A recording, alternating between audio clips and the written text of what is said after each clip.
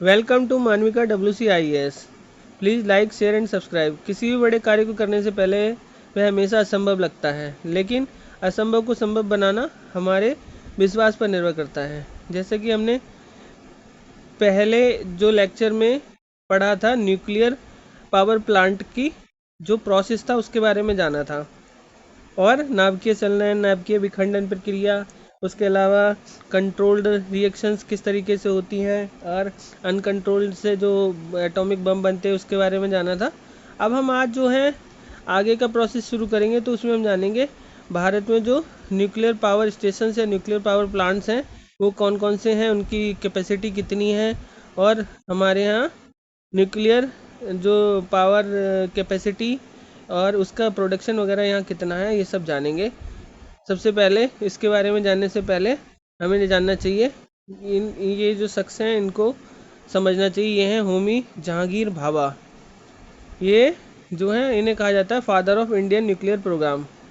इनका जन्म जो हुआ था 30 अक्टूबर 1909 बॉम्बे प्रेसिडेंसी, ब्रिटिश इंडिया, तत्कालीन जो बॉम्बे प्रेसिडेंसी हुआ करती थी, और इनकी मृत्यु 24 जनवरी 1966 में माउंट ब्लैंक मैसिफ, ये क्या है माउंटेन रेंज जो आल्प्स है उसकी चोटी, और ये कहाँ पर है, फ्रांस और इटली में पड़ती है माउंटेन रेंज।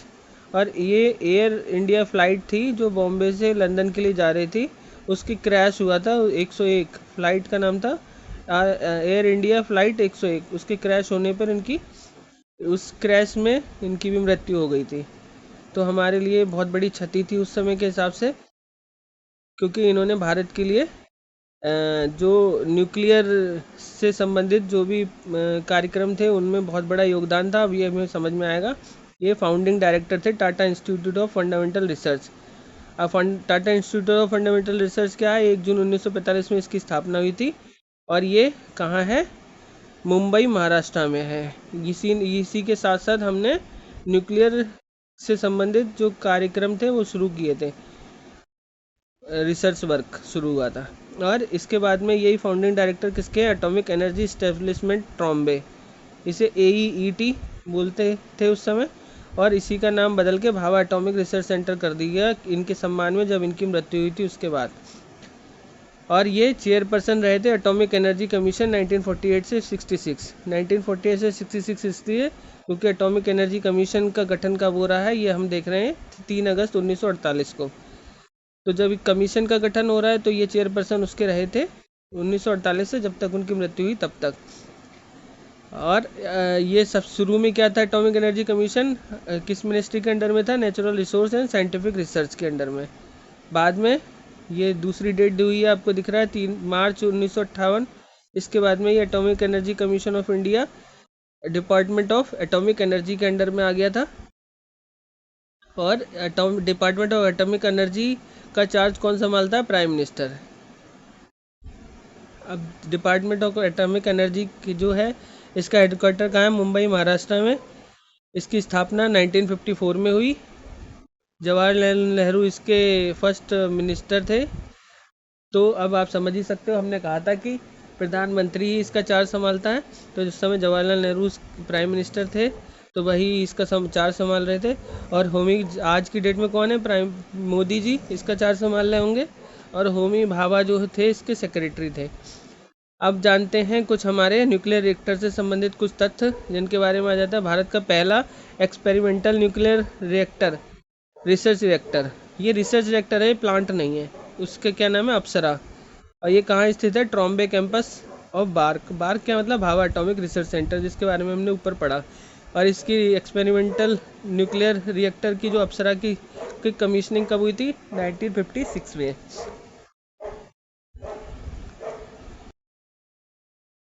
अब ये देखिए, एक तो हमने देख लिया पहला जो एक्सपेरिमेंटल न्यूक्लियर रिएक्टर हो गया अप्सरा। अब पहला जो यूरेनियम 233 फ्यूल के साथ ऑपरेट किया जाने वाला वर्ल्ड का है ये पहला मिनी रिएक्टर। रिएक्टर कौन सा, कलपक्कम मिनी रिएक्टर यानी कि कामिनी। और ये कहाँ स्थित है, Indira Gandhi research centre for atomic research इन कलपक्कम, यानी कलपक्कम में स्थित है। और इसके बाद में फिर ये पहला वर्ड यूज़ हुआ है, ये कौन सा पहला है, न्यूक्लियर पावर प्रोजेक्ट है ये। अब यहाँ पर न्यूक्लियर पावर प्लांट की बात हो रही है। ये कब 1969 से शुरू हुआ था पहली और यूनिट। ये कहाँ है, तारापुर। तो अप्सरा किस लिए पहला है, कामनी किस लिए पहला है, तारापुर किस लिए पहला है, इन तीनों में अंतर समझ लीजिए। एक प्लांट है, एक यूरेनियम 233 द्वारा ऑपरेट किया जाने वाला, और एक क्या है, एक्सपेरिमेंटल न्यूक्लियर रिएक्टर है। और एक अब ये आता है पहला PHWR प्रोजेक्ट, रावत भाटा। PHWR मतलब प्रेशराइज हैवी वाटर रिएक्टर।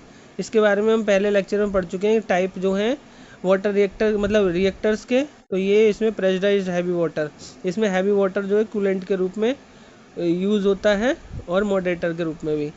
तो ये कहाँ है, राजस्थान में स्थित है। यहाँ पे ये नीचे लाइन दोबारा कॉपी हो गई है, इसको कट कर लीजिएगा, ये ऊपर वाली कॉपी हो गई, लेकिन ये क्या है, रावत भाटा राजस्थान में है। अब हाईएस्ट कैपेसिटी न्यूक्लियर प्लांट कौन सा है, कुडनकुलम। ये कहाँ पर है, ये तमिलनाडु में है। तो सबसे ज़्यादा कैपेसिटी न्यूक्लियर प्लांट की अगर किसी की है इंडिया में इस समय, तो कुडनकुलम की है। आगे देखेंगे कैसे है। अब हमारे यहाँ जो नाभिकीय संयंत्र हैं वो टोटल कितने हैं, 7। कितने राज्यों में, 6 राज्यों में पड़ते हैं। और उनमें न्यूक्लियर रिएक्टर्स कितने हैं, टोटल इस समय 22 हैं जो ऑपरेशन में है, ऑपरेटिव है, मतलब इस समय चालू हैं। बाकी या तो मतलब कंस्ट्रक्शन वर्क में हैं, कंस्ट्रक्शन में हैं, या फिर प्लानिंग के लिए उनको परमिशन मिल चुकी है। अब बात करते हैं पहला तारापुर। ये लोकेशन देख लीजिए, महाराष्ट्र में पड़ रही है यहाँ पर, और महाराष्ट्र में पड़ रही है तारापुर। और ये कहाँ है, पालघर डिस्ट्रिक्ट, महाराष्ट्र। इसका कंस्ट्रक्शन 1961 से शुरू हुआ, और कमीशन इसका यानी कि जब शुरू कब हुआ, 1969। तो 1969 वाली डेट याद रखिए। ऑपरेटर कौन है, कौन इसे चला रहा है, NPCIL। NPCIL क्या है, इसके बारे में जान लीजिए। Nuclear power corporation of India. ये क्या है, भारत सरकार का परमाणु ऊर्जा विभाग के अंतर्गत के प्रशासनिक नियंत्रण के तहत एक सार्वजनिक क्षेत्र का उपक्रम है। क्या है, पब्लिक सेक्टर अंडरटेकिंग। ये इसकी स्थापना कब हुई थी, NPCIL की, सितंबर 1987 में। ठीक है। और किसके, कंपनी एक्ट 1957 के अंतर्गत इसकी स्थापना हुई थी। किस रूप में, सार्वजनिक लिमिटेड कंपनी के तौर पर। अब ये 22 जो नाभिकीय संयंत्र हैं, नाभिकीय मतलब संयंत्र नहीं, नाभिकीय रिएक्टर हैं, न्यूक्लियर रिएक्टर, इनकी जो है परिचालन का कार्य देख रहा है, या फिर ये कहें 7 जो नाभिकीय पावर स्टेशन हैं उनके कार्य को देखता है। ये किस लिए रिस्पॉन्सिबल हुआ, जो न्यूक्लियर जो रिएक्टर्स के द्वारा या न्यूक्लियर पावर प्लांट के द्वारा इलेक्ट्रिसिटी जनरेशन को देखता है। अब आगे देखते हैं, इससे आगे समझते हैं ये दो चीज़ें जो हैं। रिएक्टर टाइप कौन सा है यहाँ पर, BWR। 1 और 2 ये जो रिएक्टर हैं उनका तो है BWR। BWR हम जान चुके हैं, बॉइलिंग वाटर रिएक्टर है। और बाकी जो हैं 3 और 4 जो हैं वो किस तरीके के हैं, IPHWR है, वैसे Indian pressurised heavy water reactor. अब इसमें हमने देखा था जो कूलिंग के लिए कूलिंग के लिए यूज़ होता है, जो तो कूलेंट यूज़ हो रहा है, तो वो क्या है, अरेबियन सी से लिया गया वाटर, तो इसीलिए कूलिंग सोर्स कहा जाएगा अरेबियन सी। अब यूनिट ऑपरेशन में हमने देखी ली कितनी है, 4 हैं। 2 160 वाली यानी कि 320, 2 540 वाली रिएक्टर है, 1080, टोटल 1400 मेगावाट इसकी क्षमता है। मतलब इतने 4 रिएक्टर, क्षमता 140 मेगावाट। अब आते हैं दूसरा राज्य, ये समझते हैं, ये राजस्थान है। राजस्थान में राजस्थान एटॉमिक पावर स्टेशन कहाँ है, रावत भाटा। इसे रावत भाटा एटॉमिक पावर स्टेशन भी बोलते हैं। ये कहाँ पर है, चित्तौड़गढ़ डिस्ट्रिक्ट में, राजस्थान में। अब इसका कंस्ट्रक्शन कब शुरू हुआ था, 1963 में, और ये बनकर कब तैयार हुआ, 1973 में। ऑपरेटर वही है, NPCIL।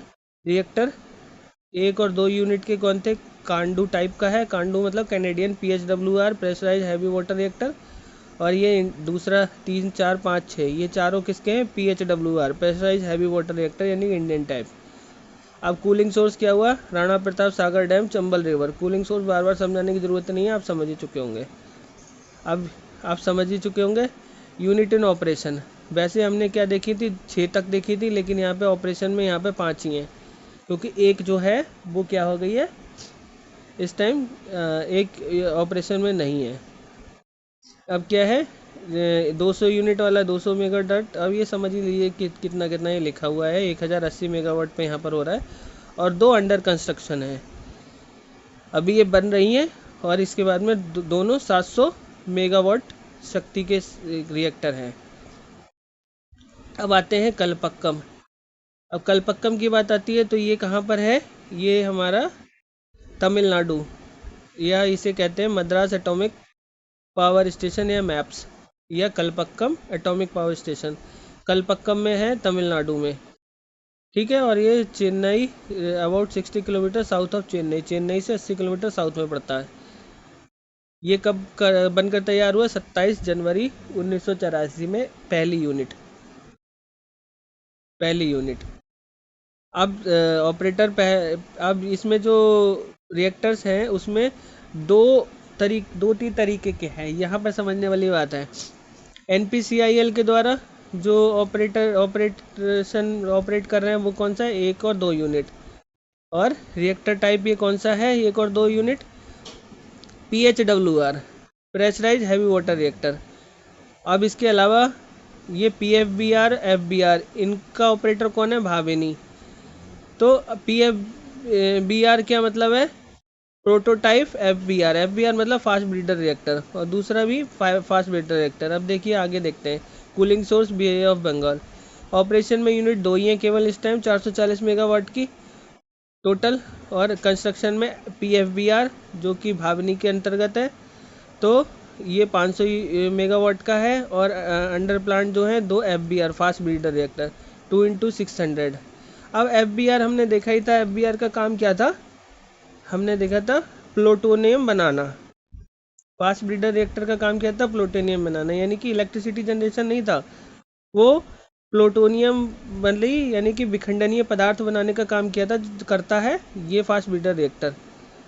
अब हमने आगे इसी चीज़ को पिछले लेक्चर में समझ लिया है। अब आते हैं हम नरोरा, यानी कि तीसरा राज्य उत्तर प्रदेश, और चौथा हमारा जो है चौथा राज्य, मतलब पहले हमने पढ़ लिया था यहाँ पर महाराष्ट्र का, फिर हमने राजस्थान का, फिर हमने ये तमिलनाडु का एक, अब हमने चौथा राज्य जान रहे हैं Narora atomic power station, UP का बुलंदशहर डिस्ट्रिक्ट में पड़ता है। ये कब बनकर पहली यूनिट इसकी तैयार हुई थी, 1991 में। अंडर ऑपरेशन किसके है, NPCIL देख रहा है इसका ऑपरेशन। यूनिट 1 और 2 का 2 यूनिट है यहाँ पर, और किस टाइप की है, IPHWR Indian pressurise heavy water reactor. Cooling source क्या है, नरोरा बैराज, गंगा रिवर उसी किनारे स्थित है। यूनिट ऑपरेशन 440 मेगावाट की, यानी कि 220 की 2 यूनिट।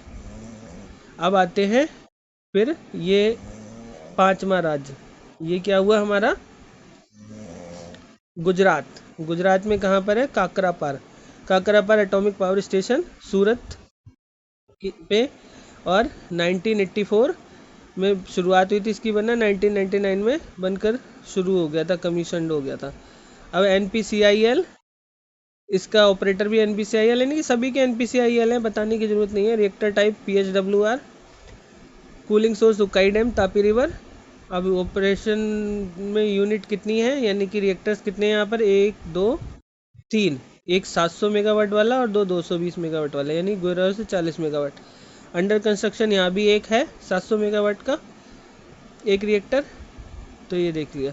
अब आते हैं हमारा एक और अगला राज्य जो है छठा, क्या है, कर्नाटक में कैगा, ये हमारा कैगा में पड़ता है, और काली रिवर के पास उत्तर कन्नड़ डिस्ट्रिक्ट में।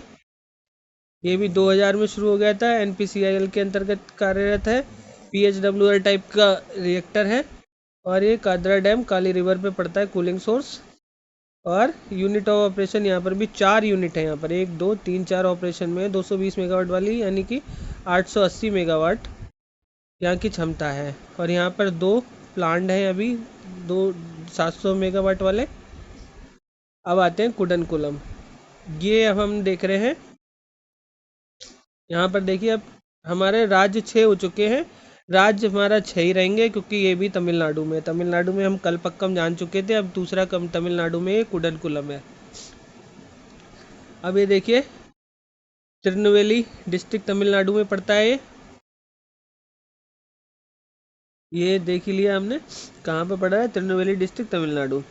ये कब बन के तैयार हुआ, 2013 में, एक यूनिट इसकी। इसका भी NPCIL देख रहा है। रिएक्टर टाइप इसका BBER, लेकिन ये क्या है, ये PWR सीरीज है, यानी कि प्रेशराइज वाटर रिएक्टर की सीरीज है। और इसमें कूलिंग सोर्स लक्षद्वीप सागर।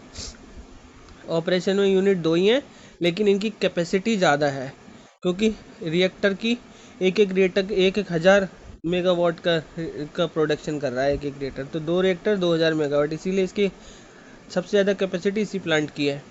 और 4 अभी अंडर कंस्ट्रक्शन है, तो इसकी सोचिए वो भी 1000 मेगावाट वाले हैं, तो 4000 वो 6000 हो जाएगी भविष्य में। तो हमने देखा कितने हो गए, 22 हमारे कुल रिएक्टर हो गए, 22 कुल रिएक्टर हो गए हमारे, और कुल क्षमता इनकी 7380 हो गई। कैसे है देखते हैं। Tarapur 1400 megawatt 4 reactor, Rawatbhata 1080 megawatt 5 reactor, Kalpakkam 440 megawatt 2 reactor, Narora 440 megawatt 2 reactor, Kakrapar 1140 megawatt 3 reactor, Kaiga 880 megawatt 4 reactor, Kudankulam 2000 megawatt 2 reactor. अब गिन लीजिए इसको, वैसे तो है ही 4 5 9 2 11 और 2 13 और 3 16 4 20 और 2 22, ये सही हो गया 22। अब क्षमता के हिसाब से देख लीजिएगा, जोड़ लीजिएगा 1400 प्लस 1080, इस तरीके से सबको जोड़ लेंगे, टोटल 7380 मेगावाट आएगी। तो ये तो हमने जाने। अब जानते हैं, वो तो सीख लिया। अब प्रपोज न्यूक्लियर प्रोजेक्ट जो अभी प्रपोज्ड हैं या फिर प्लान्ड हैं, प्लानिंग में है, तो अब ये जानिए। इनकी लोकेशन के हिसाब से भी दिखा रखा है। गोरखपुर फतेहाबाद डिस्ट्रिक्ट हरियाणा, ये रहा। जैतपुर रत्नागिरी डिस्ट्रिक्ट महाराष्ट्र, ये रहा। कोवाडा वेस्ट गोदावरी डिस्ट्रिक्ट आंध्र प्रदेश, ये रहा। कवाली नेल्लोर डिस्ट्रिक्ट आंध्र प्रदेश, ये रहा। माही बनासवाड़ा डिस्ट्रिक्ट राजस्थान, ये रहा। चुटका मंडला डिस्ट्रिक्ट मध्य प्रदेश, ये रहा। मीठी वर्दी भावनगर डिस्ट्रिक्ट गुजरात, ये रहा।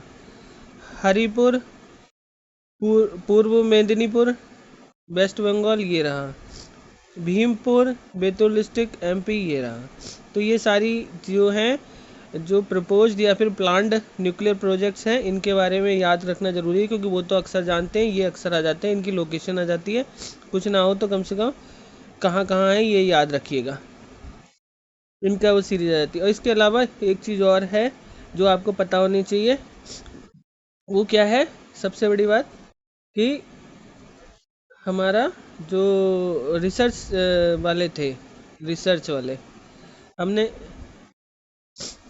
पहला तो अप्सरा पढ़ा था, जान लिया था अप्सरा। इसके अलावा और भी हैं, दूसरा था साइरस। इसके अलावा और भी हैं, उनको जानना ज़रूरी है, क्या क्या है। जर्लिना, नाम भी याद रख लीजिएगा, नोट कर लीजिएगा। जर्लिना, पूर्णिमा के 1 2 3 3 हैं। ध्रुवा, कामिनी देख ही लिया था ऊपर, कलपक्कम वाला मिनी रिएक्टर। तो इस तरीके से ये जो थे रिसर्च रिएक्टर्स थे, इनके बारे में पता होना चाहिए। अब इसके अलावा 2 चीज़ें आप जान लीजिए, ये तो पावर जनरेशन के लिए, इलेक्ट्रिसिटी जनरेशन से संबंधित प्लांट थे सारे।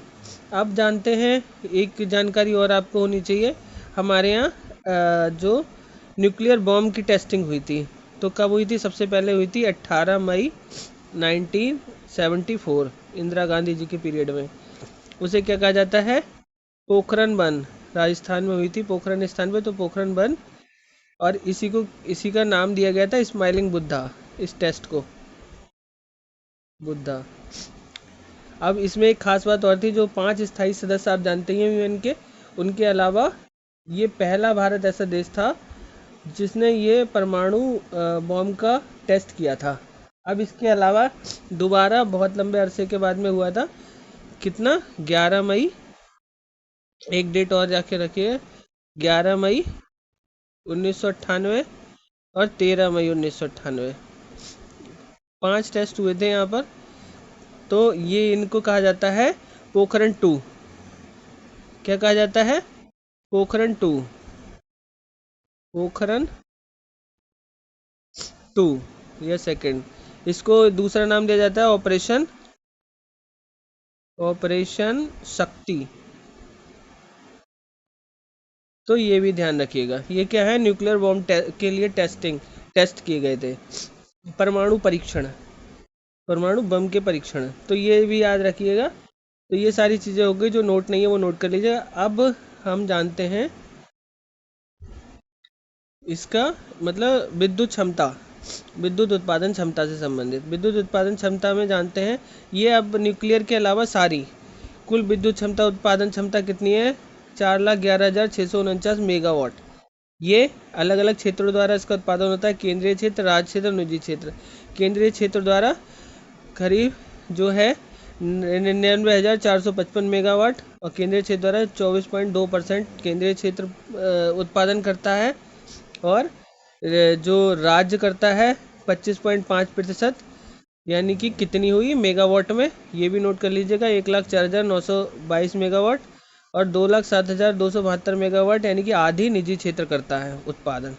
किसका? विद्युत उत्पादन क्षमता। निजी क्षेत्र आधा उत्पादन निजी क्षेत्र के अंतर्गत आता है। अब भारत जो है विश्व में देखा जाए तो तीसरा सबसे बड़ा ऊर्जा उत्पादक है, यानी कि इलेक्ट्रिसिटी उत्पादन में चीन, अमेरिका के बाद में भारत का नंबर आता है। सॉरी, जीवाश्म ईंधन। अब ये जानते हैं हम, अलग अलग हिस्से के बारे में जाने तो किसका कितना हिस्सा है जो है ऊर्जा उत्पादन में। तो अलग अलग तरीके से देखें तो अगर जीवाश्म ईंधन और गैर जीवाश्म में बांटेंगे तो 57.5% जो है वो जीवाश्म ईंधन द्वारा है, और गैर जीवाश्म ईंधन द्वारा 42.5। जीवाश्म ईंधन में किस किस का आता है? कोयला, लिग्नाइट, गैस और तेल का आता है। तो अब इसमें भी अलग अलग दिए हुए हैं परसेंटेज किसकी कितनी है। ऐसे ही गैर जीवाश्म के अंतर्गत क्या क्या आता है? रिन्यूएबल आता है, रिन्यूएबल एनर्जी, हाइड्रो एनर्जी और न्यूक्लियर। और न्यूक्लियर के बारे में अभी हम पढ़ रहे हैं, तो न्यूक्लियर का देख लीजिए 1.7% ही हिस्सा है केवल ऊर्जा उत्पादन में। अब रिन्यूएबल के अंतर्गत कौन कौन से आते हैं? Solar, wind, biomass, small hydro और वेस्ट टू एनर्जी। तो अब इनका परसेंटेज वगैरह मैंने लिख रखी है। अब इसके अलावा जो मेगावाट में जानेंगे तो थोड़ा सा ये ऊपर नीचे हो गया। ये देख लीजिए, कोयले का है इधर 2,04,435 मेगावाट, सौर का 63,894, जल का 46,850, पवन का 41,893, गैस का 24,824, बायोमास का 10,210, और इसके अलावा ये लिग्नाइट का जो है नाभिकीय का, ये देखिए नाभिकीय का ये आएगा 6,780, ये नोट कर लीजिए। लघु जल का है 6,620, इसी तरीके से आगे दिया हुआ है। तो अब मेन कुल मिला के कितना हो जाता है वो यही है, 4,11,649 मेगावाट। ये सारा डेटा कब तक का है? ये डेटा है हमारा 28 फरवरी 2023 तक का। आगे वेरी होता जाएगा, कुछ कुछ परसेंट होगा, तो कोई दिक्कत वाली बात नहीं है, लगभग यही रहेगा। 2023 में सोलर का बढ़ता जा रहा है। अब देखिए नाभिकीय ऊर्जा विद्युत उत्पादन में कौन सा आया? अगर हम इस तरीके से लें तो सबको अलग अलग बांटे तो कोयले का सबसे ज़्यादा है 49.8%। यहाँ पे प्रतिशतता में सौर का ये आ रहा है, सोलर का आ रहा है 15.2%, और जल का आ रहा है 11.5, विंड का आ रहा है 10.3, गैस का आ रहा है 6%, बायोमास का 2.5, उसके बाद में न्यूक्लियर का नंबर आ रहा है 1.7%। तो आप ये सोचिए 7वें नंबर पे आया। कैसे आया? 1, 2, 3, 4, 5, 6, 7वें नंबर पे। फिर उसके बाद में लिग्नाइट, स्मॉल हाइड्रो, और फिर क्या आएगा? तेल, वेस्ट टू एनर्जी, इस तरीके से आएगा। तो ये सारी चीज़ें हमने देखी ली, किस तरीके से आ रहा है, सारी चीज़ें आपने जान ली। अब हमने ये देख लिया किसका कितना उत्पादन है, न्यूक्लियर का कितना क्षमता है, ये सारी चीज़ें जान ली। सारे प्लांट कितने हैं, 6 राज्य कितना है, ये सारी चीज़ें जान ली। अब इस तरीके से टॉपिक कंप्लीट होता है। इसको ध्यान से पढ़ लीजिएगा, बहुत से क्वेश्चंस आपके सॉल्व होंगे। इससे आधारित क्वेश्चंस हम बाद में समझाएंगे। मानविका WCIS आप सभी के उज्जवल भविष्य की कामना करता है। अगर आज का टॉपिक पसंद आया तो लाइक, शेयर और सब्सक्राइब करना ना भूलें। धन्यवाद।